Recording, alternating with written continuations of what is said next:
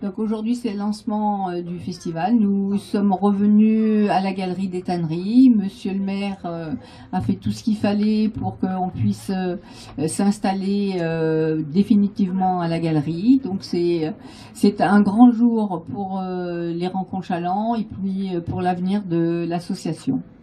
Comme il est fiché dans toute la ville, hein, vous l'avez remarqué, c'est Monsieur Jean-Luc Fromental qui est notre invité d'honneur. Et nous en avons profité largement pour inviter des auteurs de renom avec lesquels il a travaillé, des auteurs de grand talent. Merci Jean-Luc pour toutes ces belles collaborations. Merci pour ton imagination.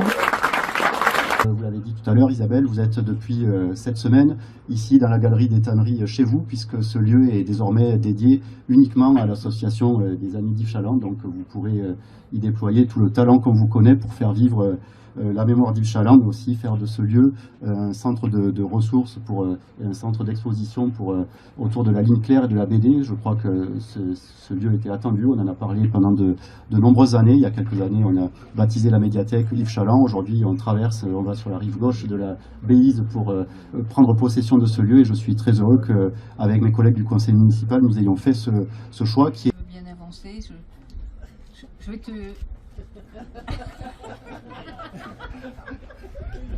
Et moi je vais descendre. Mes bien chères sœurs, mes bien chers frères, c'est assez ahurissant de vous voir rassemblés tous ici. La vie a des façons parfois de se... La vie a parfois des façons de se rappeler à vous assez singulières et de vous signaler dans les moments de grand plaisir et les moments de grande joie qu'elle est à la fois... Mais vous me faites chier. Allô? Oui. La vie, disais-je. La vie. De vous rappeler dans les moments de grande joie et dans les moments de grande peine qu'elle est à la fois riche, féconde et longue et extrêmement brève. Le fait que cette manifestation survienne la même année que celle où je fête les 20 ans de la collection que j'ai ouverte en 2003 chez De Noël Graphique et qui m'a permis de publier un grand nombre de dessinateurs et de scénaristes qui sont devenus mes amis, n'est certainement pas un hasard.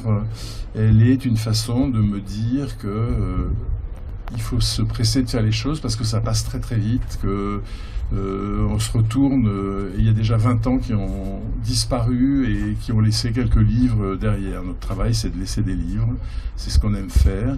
Et donc de voir ici tous ces gens rassemblés, ça ressemble un peu à un anniversaire surprise dont on m'aurait prévenu il y a 3 mois. C'est-à-dire que depuis 3 mois, je me demande comment ça va se passer, ce que ça va me faire. Je viens souvent ici, je suis souvent en compagnie d'amis, mais jamais je ne suis au centre de la toupie. C'est-à-dire que je peux me mettre dans mon coin et, le cas échéant, cancaner, ricaner, me moquer de certains, en encenser d'autres, etc. Là, ça m'est parfaitement interdit, puisque tous les gens qui sont là m'ont fait l'honneur de partager leur talent avec moi, de me permettre d'exister en tant que scénariste, de me permettre de faire les choses absolument, je l'avoue sans honte, somptueuses qu'on voit sur les murs de cette tannerie, de ces tanneries. C'est-à-dire qu'on ne se rend pas compte quand on fait les choses, quand on a le nez dans le guidon et qu'on avance de ce qu'on produit. Et là, tout d'un coup, tout revient et je suis dans une sorte de micro-cathédrale où tous les vitraux parleraient de l'intérieur de ma pauvre tête. C'est un peu effrayant, mais c'est aussi extrêmement exaltant, je peux vous dire, parce que quand autant de talent a pris le temps de s'appuyer sur mes propres élucubrations, c'est quand même le signe de quelque chose et c'est quand même extrêmement rassurant quant au sens de la vie. Voilà. Monsieur le maire, il ne vous a pas échappé que mon portrait figure dans toutes les rues de la ville, ce qui annonce une ambition politique importante que je vais essayer de mener à son terme. Je suis persuadé que je perdrai. C'est pourquoi je vais vous adresser une supplique maintenant. Ne laissez jamais tomber ce festival qui est un des plus rares et des plus extraordinaires de France, en ce qu'à la fois il perpétue l'esprit d'un génie foudroyé, il faut le dire comme ça. Yves Chaland était un ami de beaucoup beaucoup de gens qui sont là. Ils ont tous su ce qu'ils perdaient le jour où ils l'ont perdu, et c'était une perte énorme, à la fois à un plan affectif, mais ça nous concerne, mais au plan artistique et au plan de ce qu'il apportait à la bande dessinée. Il avait déjà été adoubé par les très grands. Il était reconnu par Moebius, non pas comme un successeur, mais comme quelqu'un de sa stature. Voilà.